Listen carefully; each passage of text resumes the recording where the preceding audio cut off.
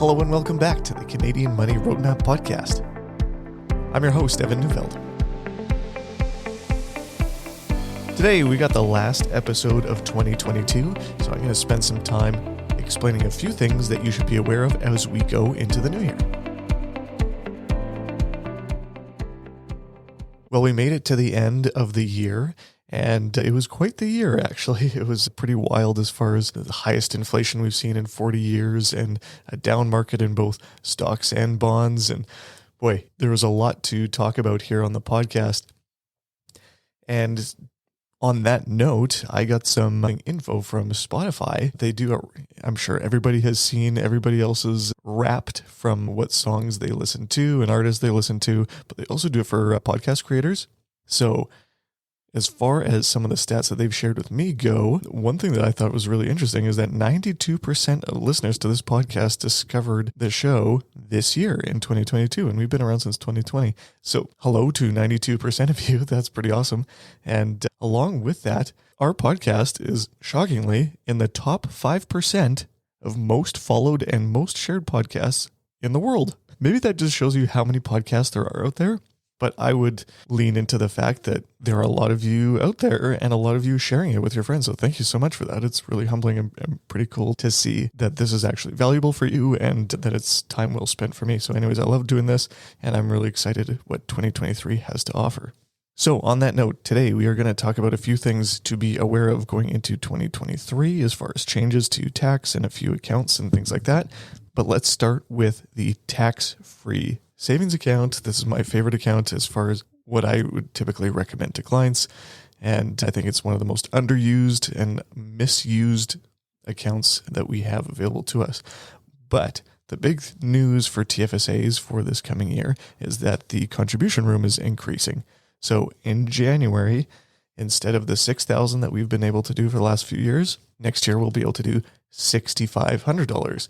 I know that's not huge, but again, this is just a reminder that the TFSA room is indexed to inflation. So when inflation goes up, and this year, of course, it's been higher than expected, the contribution room will adjust, but not perfectly. So it adjusts kind of in the background, and it then gets rounded up to the nearest $500.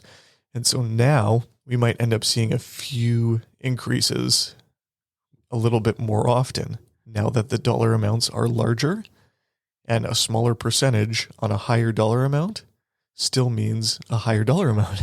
And so there might be more years where we actually have these $500 increases in TFSA room going forward from here. So again, last year you could do $6,000. In 2023, starting in January, you can contribute $6,500. So for those of you that are contributing to your TFSAs on an automatic basis, this is as good a time as any to reevaluate how much you're contributing there. If you're doing it monthly, bi-weekly, weekly, take a look and see what you're doing there. Make sure that your new contributions are able to take advantage of the full $6,500 if that's something that you are able to do. So that's good news. Now, next one that I wanted to talk about was changes to Canada Pension Plan.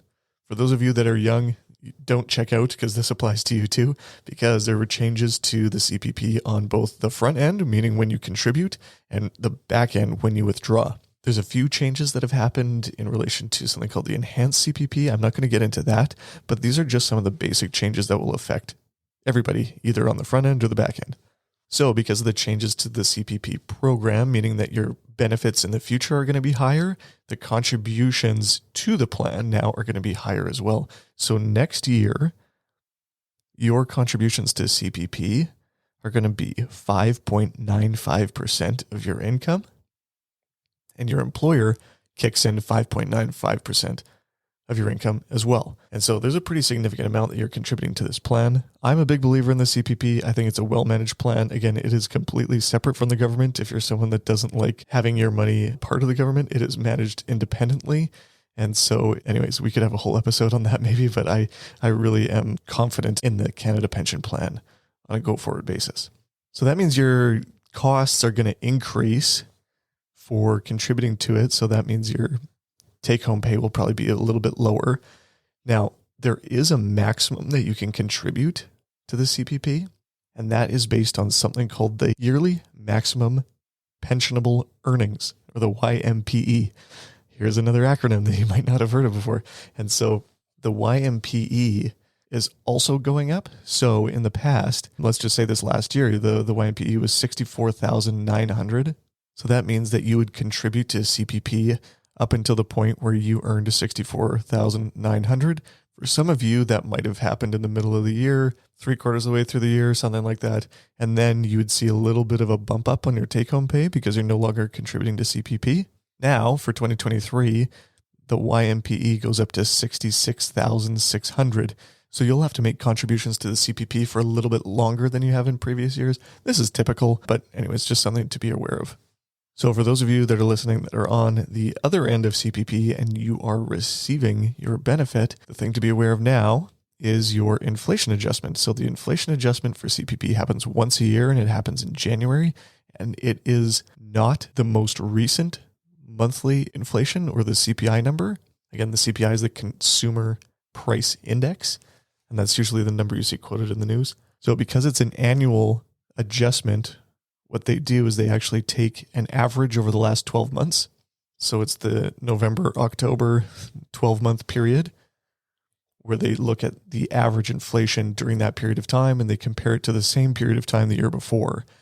So even if December's inflation ends up being, say, 6.9%, it is really unlikely that the CPP adjustment will actually be 6.9% because the annual inflation number will probably be lower than that. But just so you know kind of how the calculation works, and you can expect anyways that your income will increase from CPP come January. The next thing I wanted to talk about is the tax bracket thresholds. So at the federal level, at the very least, I believe most of the provinces would follow suit here, but the federal tax bracket thresholds, they are going to be adjusted in 2023 by 6.3%. What does this mean? Okay, so for those of you that are in what I call the middle tax bracket, last year, that bracket went from 50,000 to 100,000. I'm rounding here a little bit, but 50 to 100. Now, with the increase of 6.3%, that middle bracket goes from 53 up to 106, a little over 106. So what does this mean for you? Well, if your income didn't change, that means that you are going to pay less tax on average. That's a good thing. However, if your income didn't change, the only reason the tax brackets went up is because inflation is higher, and so your actual purchasing power is lower. So I wouldn't cheer too hard for the lower tax. However, it would soften the blow if you are in that camp where you didn't have an increase in your income connected to inflation this year. So what does this actually mean for you from a planning perspective for investment purposes? Well, if you've listened to any of my previous episodes about RSPs and when to best utilize those, my recommendation is to usually use RSPs when you're in the higher tax brackets.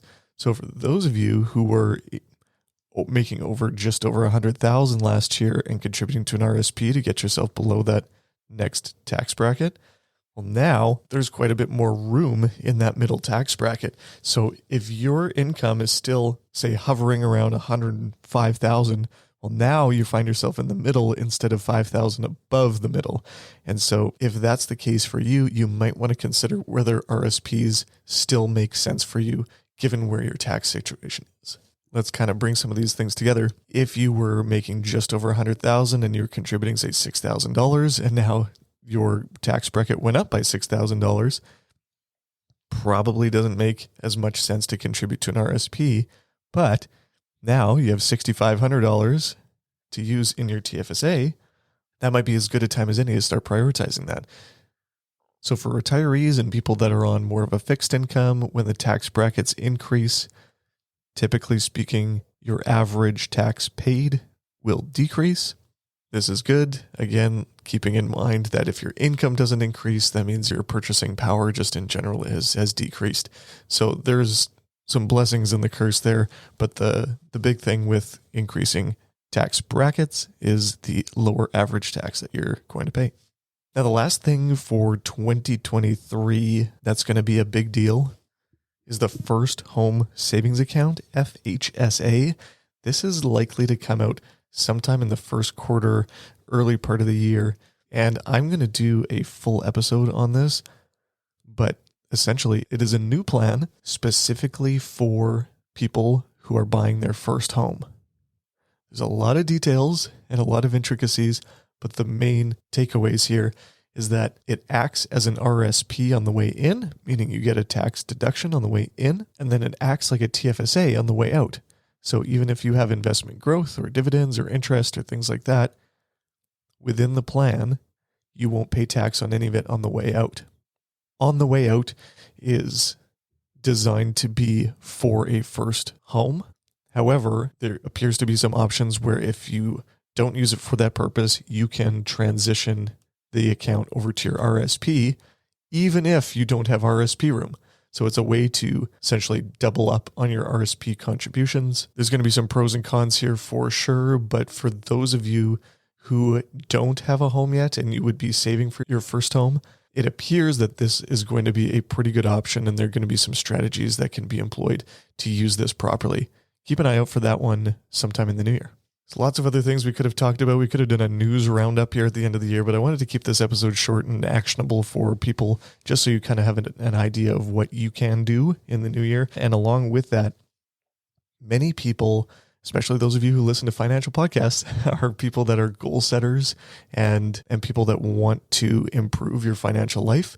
And what happens around January is the New Year's resolution for your finances is typically something that people take a look at. Health and finances are the two big ones. And my challenge to you would be to slow down when you're making your financial goals for the new year. Just like any other goal, if it's too audacious, it's too big, the whole idea of I'm going to get my financial stuff together this year. I'm going to budget. I'm going to build assets. I'm going to pay down debt. I'm going to do all these things. Chances of you actually accomplishing all of those are pretty low. So if you're looking to make significant changes to your financial situation in the new year, I would say pick one thing. If it's growing your assets by saving more, focus on that. If it's paying off debt because it's more expensive now, do that. If it's building a down payment, perhaps through the TFSA, maybe do that. I'm a big believer in doing a little bit of everything. If you're deciding between good choices, do a little bit of all of them. But in this case, if you're looking to make significant changes to your financial life this year, or you're just kind of getting started or trying to pull yourself out of a bad situation, focus on one thing at a time. It's going to feel better. It'll be easier to take action. There's fewer variables involved, and it'll be easier to calculate your benefit to doing your one action that you want to improve on for this coming year. Or not. If you're the type of person that wants to do a little bit of everything, I find myself in that camp too. Bless you. But going into the next year, we have lots of opportunity to improve our financial life. And keep listening to the podcast for ways that we can do that. Thanks so much again for all of you who've listened to the podcast this year and have shared it. I didn't realize how many of you are sharing this podcast with your friends and family. It really means a lot that this actually has an impact for you. If you have a chance, if you wanted to give the podcast a rating on either at Apple Podcasts or on Spotify, that would be awesome. Apple lets you put a comment in there or a review if you wanted to do that. That means a lot, and it helps people find the podcast too. Thank you so much. Happy New Year, and we'll see you in 2023. Thanks for listening to this episode of the Canadian Money Roadmap Podcast. Any rates of return or investments discussed are historical or hypothetical and are intended to be used for educational purposes only.